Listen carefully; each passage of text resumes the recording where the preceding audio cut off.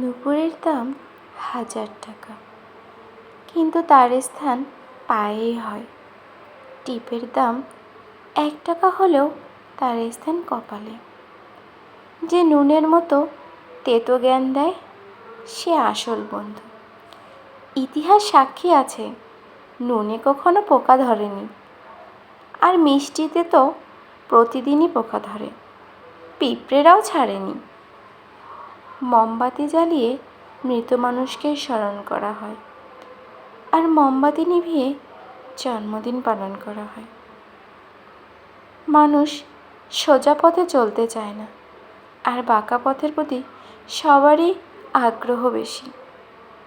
এই জন্যই তো মদ বিক্রেতাকে কারোর কাছে যেতে হয় না, আর দুধ বিক্রেতাকে পাড়ায় পাড়ায় যেতে হয়। আমরা দুধ বিক্রেতাকে সর্বদা বলি, জল মেশাননি তো, আর মদে নিজেরাই জল মিশিয়ে খাই। আজ পর্যন্ত মানুষকে এইটুকুই বুঝলাম, তাকে জানোয়ার বললে ক্ষেপে যায়, কিন্তু সিংহ বললে খুশি হয়। মানুষ বড় আজব প্রাণী।